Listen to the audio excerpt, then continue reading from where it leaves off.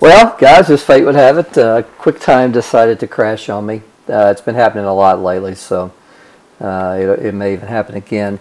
Let's go ahead and wrap this up. Unfortunately, there's going to be 2 videos that you're going to need to watch, but you know the total time's going to be the same anyway. So what I was getting ready to do is work through these. So and I was trying to go split screen on you, split screen.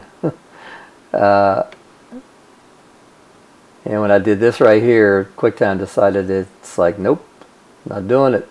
Ain't happening. Let's see if we can make this going.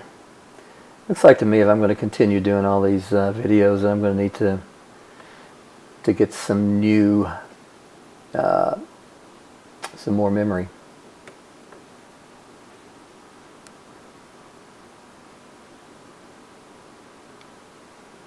All right, that's going to be cool. All right. So the left screen says, again, duration of human pregnancies normally distributed, mean 266, standard deviation 15. What percentage of pregnancy should last between 250 and 262 days? Now, guys, that's something that you know we should be really good at right now. It's just the type of problem that we knew how to do before we started this material. So we started 250, and we're going to run up to 262. And we have a mean of 266. And standard deviation, do we need to do all this division by the square root of n? No, we're not looking at the probability of sample means yet. So we just look at that, paste. And percentage would be, I think for some of you it's going to help to multiply that by 100 to turn it into a percentage. And if we do that, the answer would be 25.2%.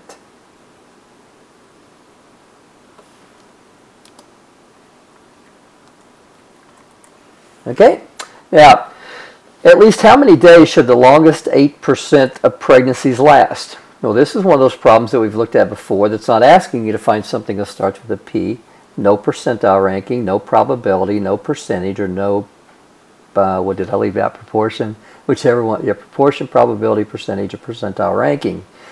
This is something that's asking for a particular score from the distribution that has a given characteristic. Now, we want the longest 8%, and you know, it's going to be so tempting when you start this problem, keeping in mind that inverse norm requires you to enter 3 things. Well, it wants you to enter always percent below. So if we're looking at the longest 8%, that tells me that there has to be 92% or 0.92. We have to enter this as a decimal below. Guys, that area entry in your calculator will always be area below. The mean will be 266,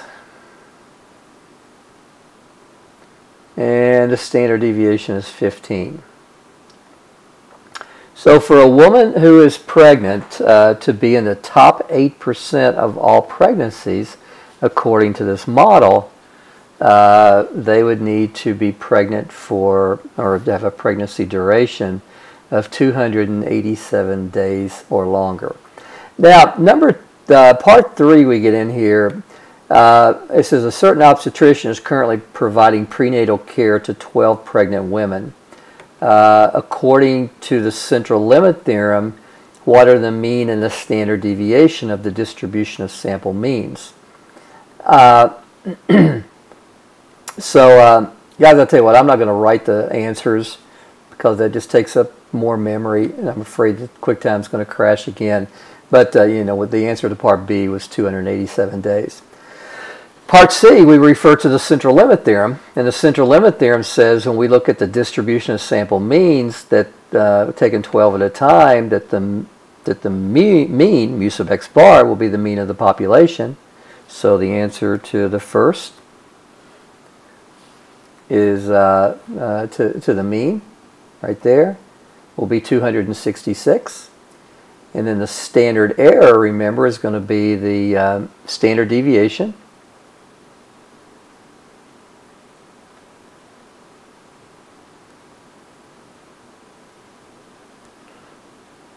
divided by the square root of 20.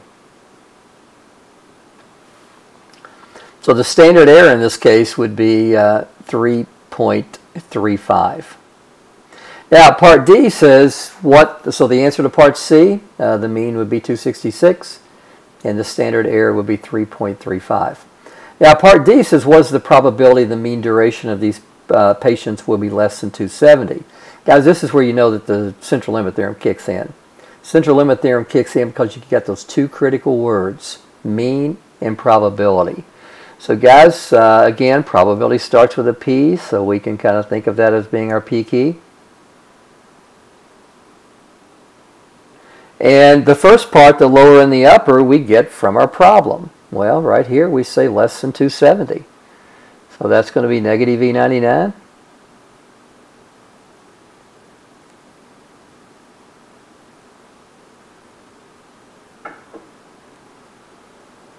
The upper is going to be 270.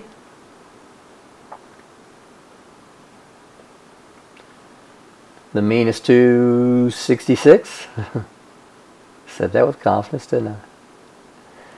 And the standard deviation magically turns into the standard error for these problems. Now you could, we know it's 3.35 from the previous problem, but you know, your calculator is pretty clever. You know, that is when it comes to calculating. And so just go ahead and put in the standard deviation divided by the square root of the sample size. Guys, I'll tell you right here, but I see a lot of students get sloppy and lose points because they'll put 15 times. They'll leave that division out. That's not what we want. So don't get caught in that trap. So just pay attention to detail, and we said that the answer here would be 0.8835. All right, something we can do, hopefully. Now, the second problem I give to you to focus on, you know, in Thursday night's class, I had a lot of, well, not a lot, but 2 or 3 people who waited tables, and when you wait tables, tips are important, right? I got to wrap this up. I'm expecting an important phone call with a doctoral student here in 5 minutes, so let's go ahead and take a look at this. Now, the first thing I want you to notice is this waiter must be a statistics nerd like me, and he realizes that his tips form a model that's positively skewed, as most distributions that pertain to money do. He gets $12 on average for every tip that he waits, or I'm sorry, for every table that he waits on. And there's variation. You don't expect everyone to tip the same because bills are different, people tip differently. So there's variation in terms of expressed as a standard deviation. And he waits on 40 parties over a weekend. Part A, estimate the probability that he will earn at least $325. Now, it is so tempting when you start this problem to try to do something directly with normal CDF and the 325. But guys, you've got to correct yourself here and realize that this problem deals with sample means. So what we've got to do is we've got to find, if he earns $325, how much does he have to earn for each table? What's the average he has to earn to achieve his goal? Let's say he's on his new iPhones, $299, add some tax. So he's thinking, if I can just get $325 or more this weekend, I'm getting a call early. So I got to wrap this up, guys. So what does he need? So he's going to have to get $8.13 or more. So guys, we can now come in. Now what's going on?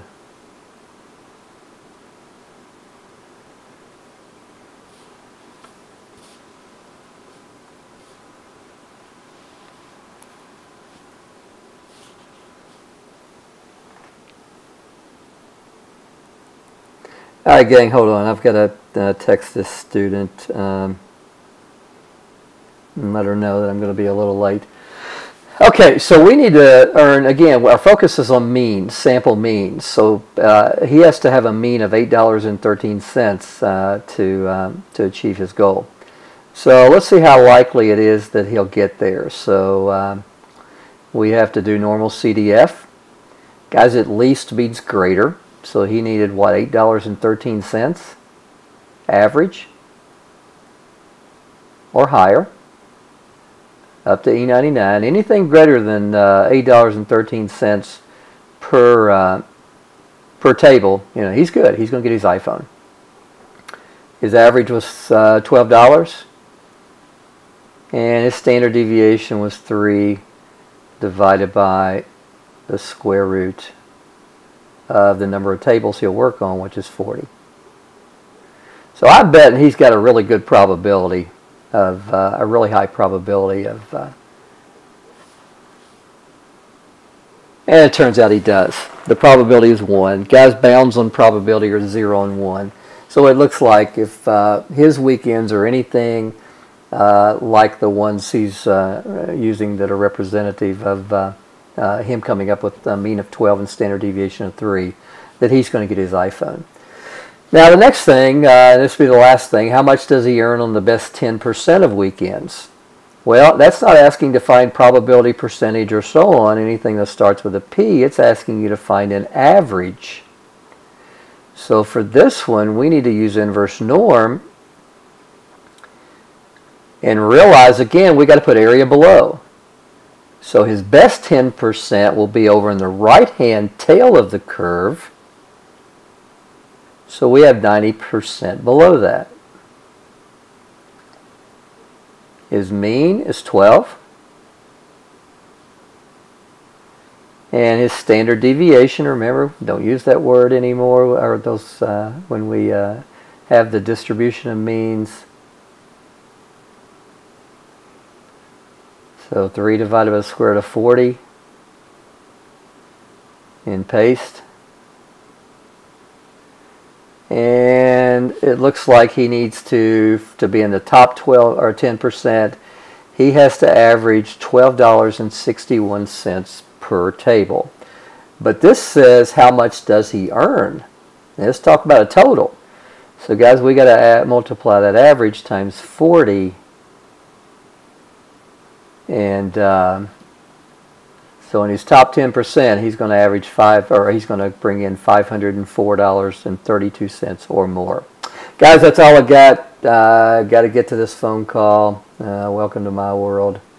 I hope this helped. Take care.